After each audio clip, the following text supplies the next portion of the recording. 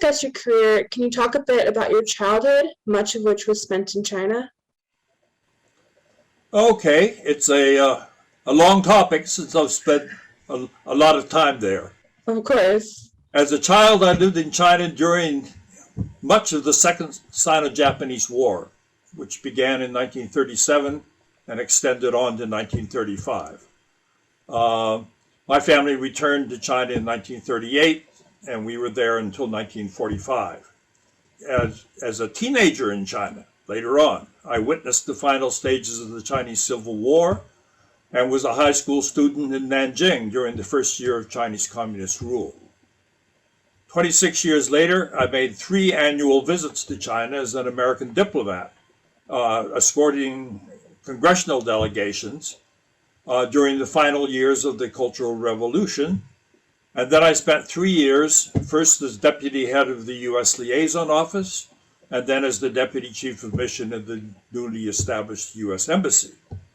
5 years after that, after assignments in Bangkok and Singapore, I returned to Washington to spend 3 years as the Deputy Assistant Secretary for China and 2 years as Executive Secretary of the State Department.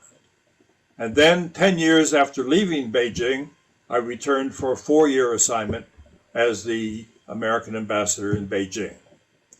So I have personally experienced life in China when we were friendly allies against Japan, bitter enemies following the Korean War, hopeful partners in building a new bilateral relationship, and now newly estranged strategic rivals, with the fate of the world increasingly dependent on decisions in Beijing and Washington.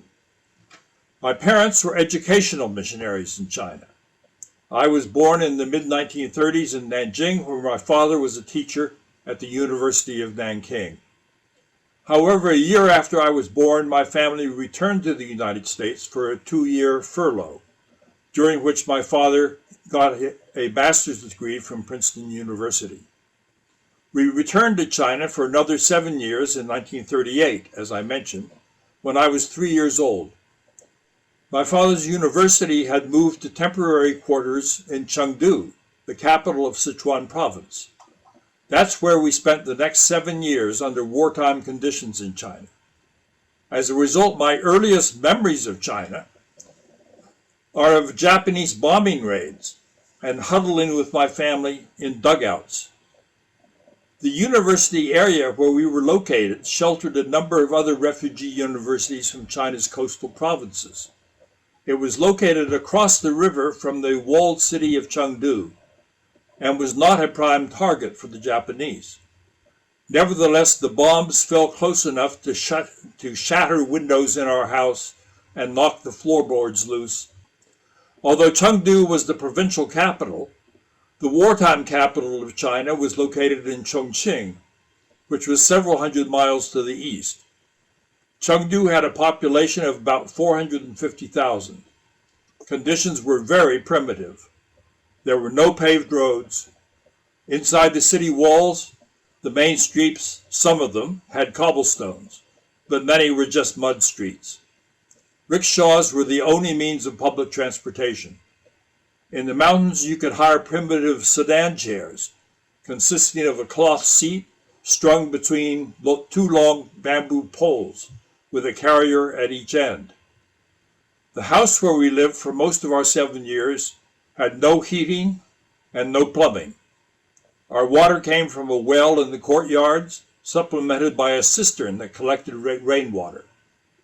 Our toilets consisted of seats over large wooden buckets that had to be emptied into a cesspool. Electricity was sporadic and only available several times a week, so we depended heavily on kerosene lamps and candles. The climate of Chengdu is mild, with a light sprinkling of snow maybe every other year.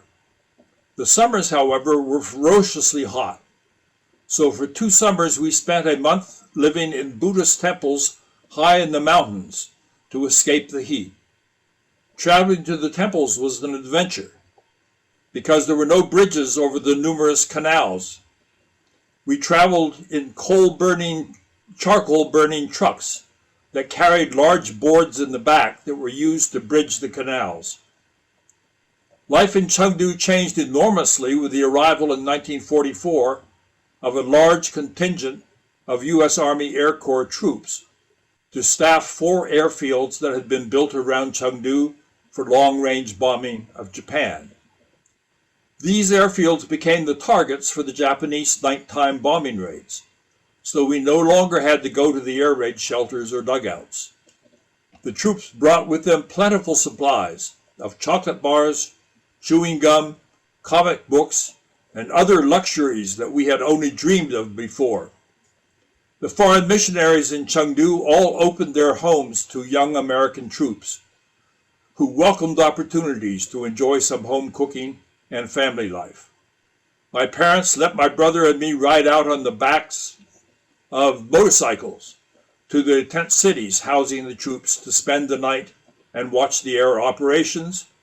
And we went on a hunting trip with the American troops to serve as interpreters, to find lodging in the mountains, which are the lower mountains of the Himalayas.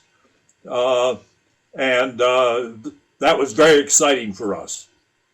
The one international school in Chengdu, run by the Canadians, had closed in 1941, just as I was ready to enter first grade.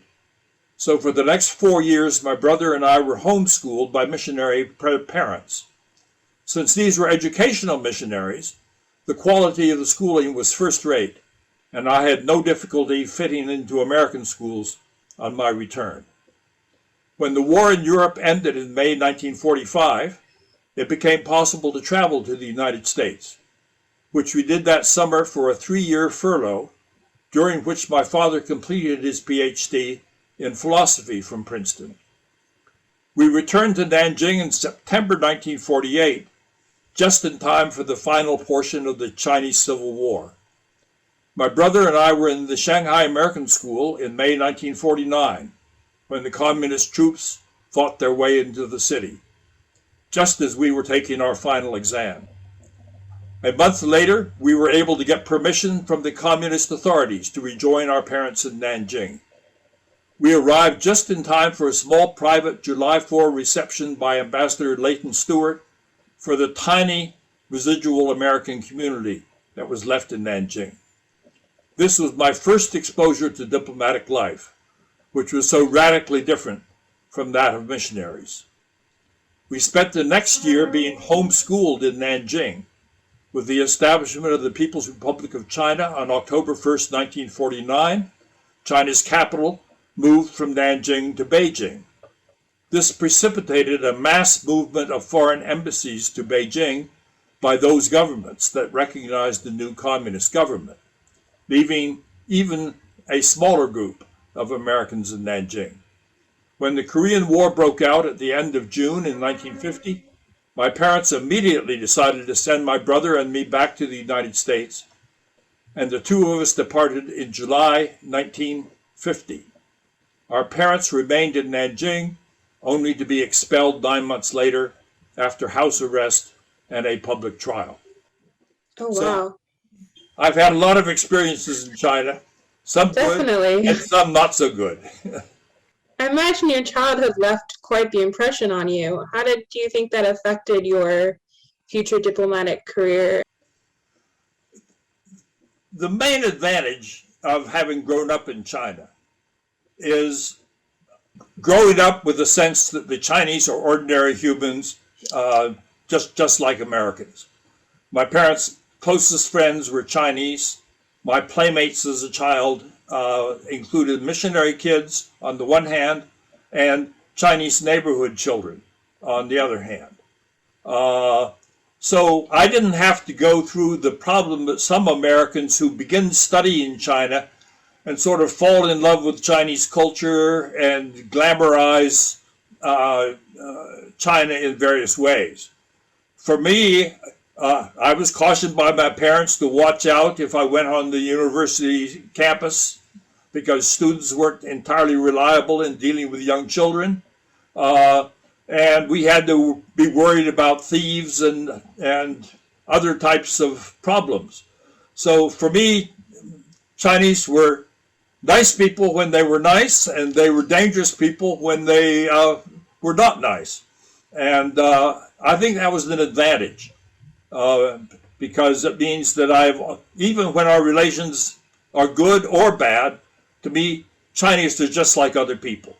And therefore, as a diplomat, I had no difficulty adjusting to dealing with the Chinese.